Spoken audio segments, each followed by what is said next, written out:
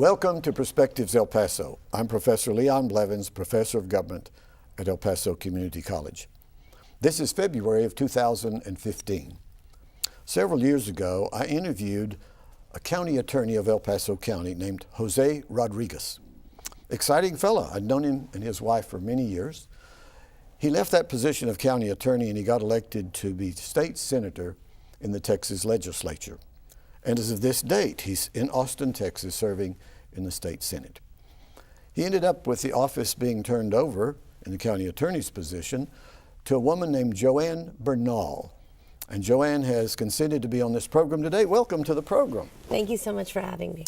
And by the way, JoAnn's father used to work at El Paso Community College in the auto mechanics section when we had cars that were really mechanical instead of just electrical. And a delightful fellow, good friend of mine back at that period of time. Give my regards to your mother. Thank you, I will.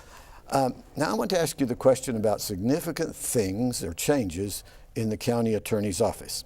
And let's start with number one, the fact that you hold the position. Tell us about your background, how you got into law, and how you ended up in the county attorney's position.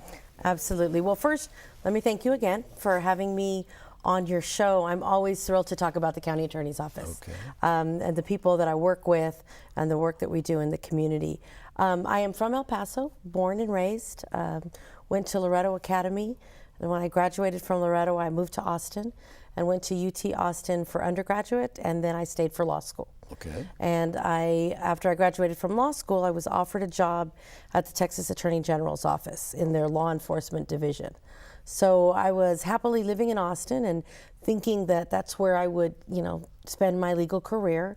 At the time, I was representing law enforcement officials in federal court doing civil litigation. Mm-hmm.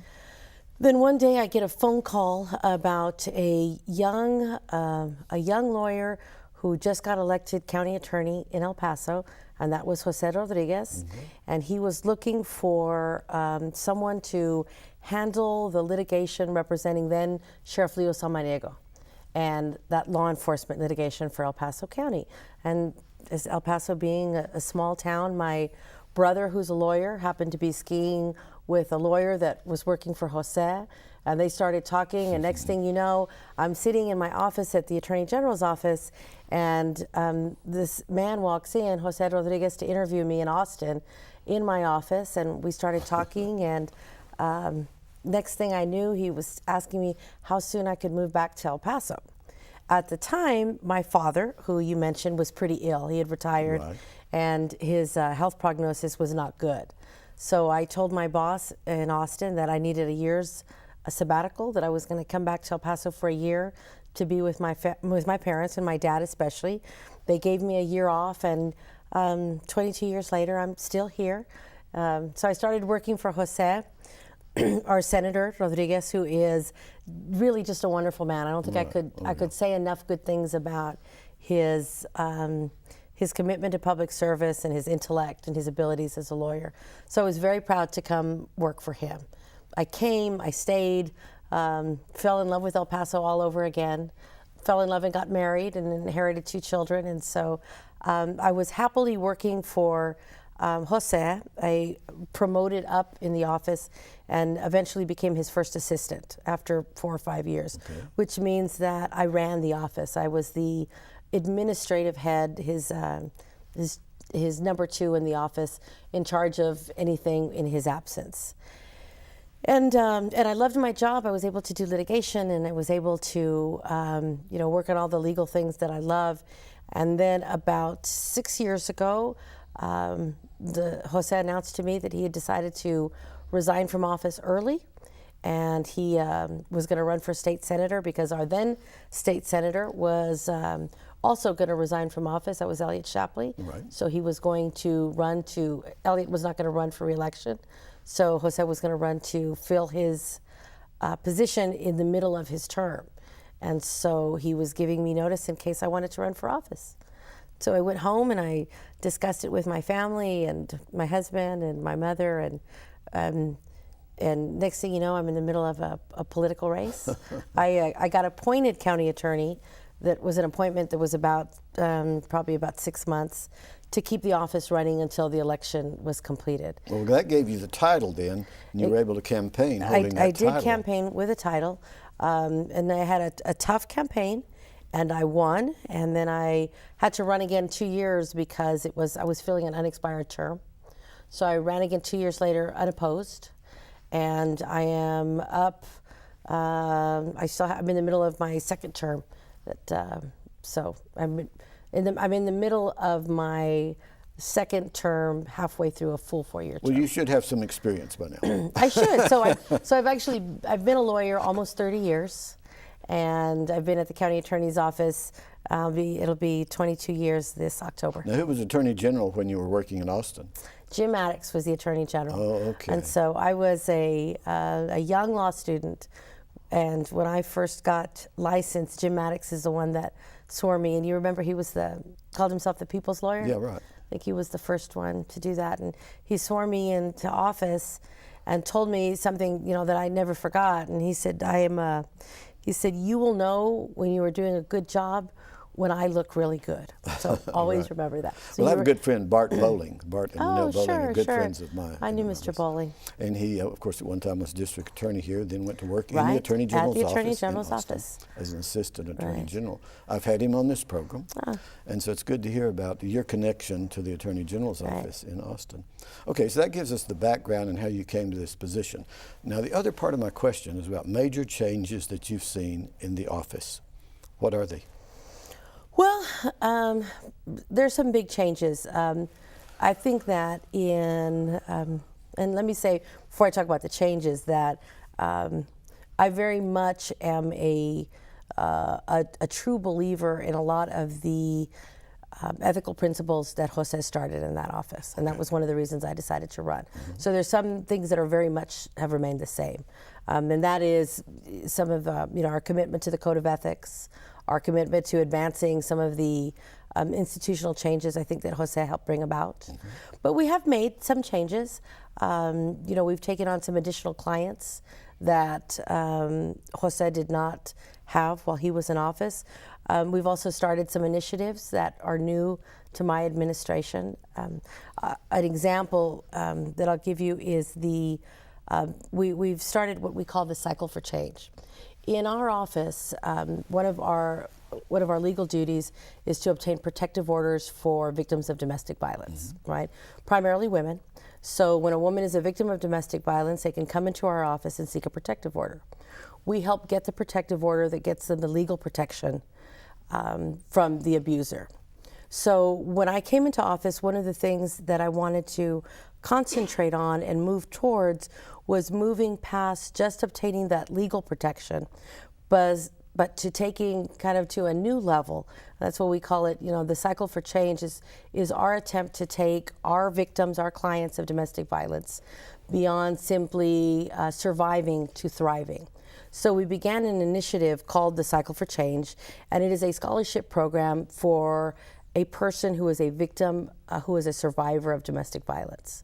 So once a person has survived domestic violence, they've come to our office, they've gotten help with a protective order, then they're eligible to apply for a scholarship that we've initiated to help them get to the thriving part, to move beyond just getting legal assistance, but really getting to a point where they're self-sufficient and they're independent and they're truly thriving. So that's a new initiative that we started. So you work in relationship to the center that deals with family violence. We do. We need to let the public know. In the past, my wife and I, Shannon and I, have given some of our cell phones to them so they could be programmed so some of the women would have a cell phone that they could make contacts. Right. Is that still in place? I believe that is in place, and that is run through the Center on Family Violence. Mm-hmm. What we've tried to do is through fundraising measures, and in particular we've started a bicycle tour. All of the proceeds from the bicycle tour go directly to the victims that are now trying to advance. And we've had applicants for scholarships that are anything from needing computer upgrades to English classes, to citizenship classes, tuition at the community college, tuition at UTEP, books, anything that a woman can demonstrate, one, that she's been a survivor of domestic violence, and two, to demonstrate how this financial support can really get her to the point of thriving and not simply surviving in our community. So that's one of our initiatives that I think I'm particularly proud of. Okay, tell us about the structure of your office. You're at the head of the office, but you have a first assistant. I do. The position you used to be in, and different areas of your office that deal with different situations. Tell us about that. We're divided up into units, and so we have some of our I think we've got 44 lawyers, including myself, so we are a very large office. We are prosecutors, deputized prosecutors, but about 80% of the legal work that we do is civil law. So, for example, we have the general counsel provisions, and those are lawyers that give legal advice the day-to-day to the Commissioner's Court, to public officials on their duties of office. But we also have additional general counsel duties. We provide legal advice to the University Medical Center. And so we have a legal unit actually in the University Medical Center, and that's 4 lawyers and support staff that provide advice there. We have a lawyer that is at EHN, which is our mental health authority, Emergence Health Network. And he and his support staff provide legal advice in-house to our Emergence Health Network. We have a lawyer that is assigned to the Juvenile Probation Department, who is also an in-house general counsel lawyer. So this is a group of lawyers that helps with the day-to-day carrying out of duties of office. It can be everything from contracts and opinions to legal advice on how to help public officials initiate projects to help them get their jobs done. Separately, we have units that handle what are referred to are family matters. So we have lawyers that handle protective orders for victims of domestic violence. We have lawyers that prosecute all juvenile crime in El Paso County, a unit that does adult protective services, child protective services, mental health services, what am I forgetting? And then we have a criminal unit that deals with hot check prosecution and deceptive business practices, which are, consumer type actions. So we have a very diverse practice, and we're spread out. I think that we've got in total 9 separate locations where lawyers are physically housed in different areas of the community. Okay, talk about some of the relationship you have with others within the government here in El Paso County. You have a sheriff's department, you have county courts, you have county commissioner's court, the county judge. Tell us briefly about those relationships and your role in them.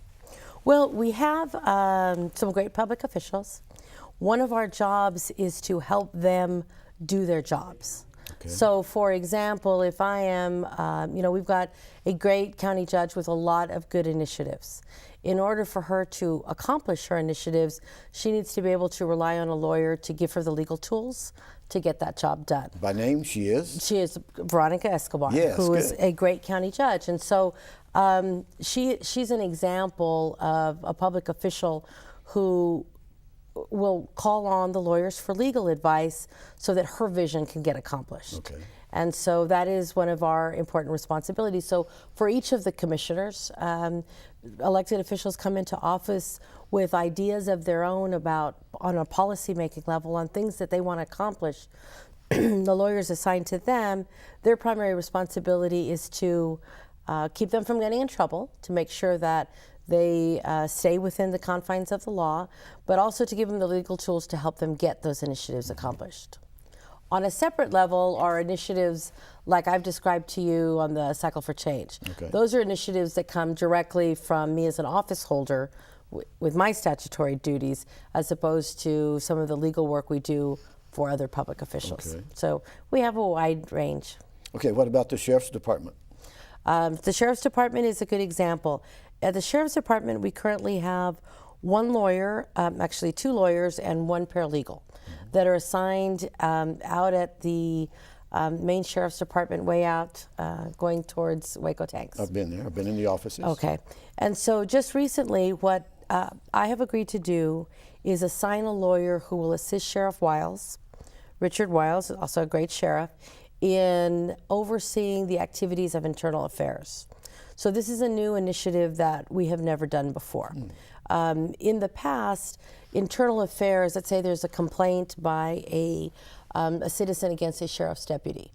That complaint can be reviewed by the Internal Affairs Department, which is wholly within the Sheriff's Department. Okay. So what we're going to do now is, starting actually last week, I think was our first full week starting, we now have a lawyer who will assist the sheriff in reviewing any complaints for any legal issues that come up. So it will be a fresh pair of lawyer eyes that reviews complaints or issues arising, investigations arising from internal affairs, to give the sheriff legal advice. So the idea behind it is that we would prevent lawsuits, right? Because we'll have a lawyer that sees the facts as they come in and proactively be able to advise the sheriff on advice and counsel about what he can do in the course of that investigation. Ultimately, the decision will be Sheriff Wiles, and all we do is act in a consulting role. But by getting involved at the front end of legal issues, we hope to save the county money in lawsuits later on by helping the sheriff and preventing, any kind of mistakes in judgment in the conduct of these types of investigations, complaints. I assume you belong to some kind of county attorneys statewide association. Yes. So you meet with other members in the same position that you are in. Yes. And all counties in Texas have basically the same structure and elective offices. Right. Now, hasn't El Paso recently created a new position in county government, a county manager position? Right. Now that is the county manager position was created by Commissioner's Court order. In other words, they voted to create this office and to fund it. But that is not a statutory creation. Right. So, so it was not legislatively created. Yeah, not all counties have to do that. And not all counties have to do it, nor do all counties, although my understanding is that some of the larger counties do, in fact, have this type of county manager, county administrator, some kind of county administrative function that helps the Commissioner's Court. Right. It's very difficult to govern when you have 5 heads. So you essentially have 5 bosses, right. And as the county grows and you have more and more administrative responsibilities, I think it makes sense that you would help centralize some of the administrative functions so that the commissioners and the county judge are free to concentrate on policy issues. But you're still going to be called upon for giving legal advice, right, to that person in right. that position. That's correct. Okay. What about from the state? We have a new administration in Austin, and we don't want to get into big politics on this, but you have to deal with these laws that come down from the state. And we have a border situation, right, and all the controversy that goes in there of illegal immigration coming in or whatever. How do you deal with that when you meet with border members of your same position? Right. Well, El Paso is unique in a lot of ways. I think El Paso generally is not as conservative as other areas of the state on a lot of the border and immigration issues. One of the most controversial issues I think that we will see affecting El Paso and El Paso County in my job is the question of whether or not local law enforcement should enforce immigration law. Right. That's been a very controversial issue in the last legislative session and the session before that. This is where we had a lot of proposed laws about sanctuary cities, right, outlawing sanctuary cities. Right. But in this particular case, you've got a sheriff's department like Sheriff Wiles, who has, in my opinion, a really good relationship with the community that he polices. Right. And so one of the things that El Paso County has done is try to fight legislation that would force Sheriff Wiles into enforcing laws that might destroy this community relationship. Right. And one of those things that has been proposed in the past is a law that mandates that sheriff's deputies or police officers under Greg Allen actually enforce immigration law. And so that would be, let's say that you got stopped for a ticket for speeding. Under some of the laws that were proposed, if a police officer stops you for speeding and believes that you are not a citizen, maybe you don't speak English, maybe he has, some other suspicions that you're undocumented, he would be lawfully required to ask for your immigration status. And then if if you were not lawfully in the United States, he would be required to detain you long enough to get immigration authorities into the picture. I have a few students this semester when I asked that question about show me your papers in Arizona.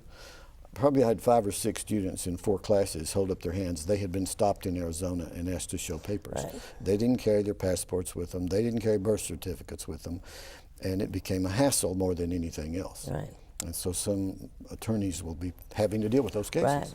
And it affects my office in particular because in my job, it is really important that I be able to deal with witnesses that are undocumented, victims that are undocumented. Right. You know, for example, when a woman comes into my office because she's a victim of abuse, she is entitled to get in a protective order under the law without being questioned first about her immigration status. Right. And so as a prosecutor, if I am going to be able to be an effective prosecutor and to have an attorney-client relationship with people that are victims in this community, I need to be able to have a relationship with them where they don't fear immigration consequences in dealing with me, dealing with my investigators, or dealing with law enforcement in the community. So it is, it's not just an abstract potential problem, but it is a very real problem in having effective community policing or community prosecution if you can't have a good relationship with the community that you serve. And in our jobs, our job is to serve every member of this community, whether they're documented or not. Right.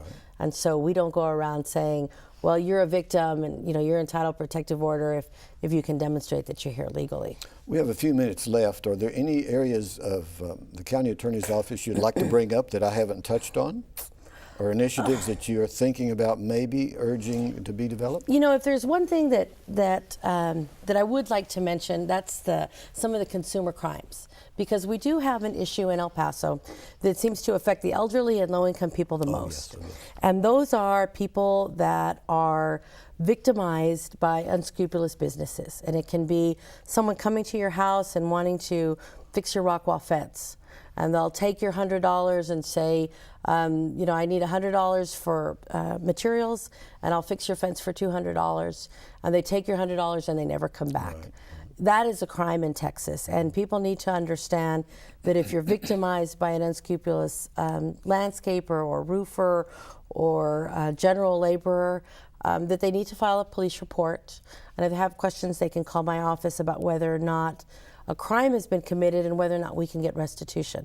A lot of people think that that's just a civil issue and that nobody can help them. And a lot of lawyers won't take a case where there's only a few $100s involved. Oh, yeah, right. But to many victims, a few $100s is a lot of money. Right. So if you feel like you've been victimized and you have some questions, you can call my office and we'll encourage you to file a report with the police and see whether or not there's something we can do to help.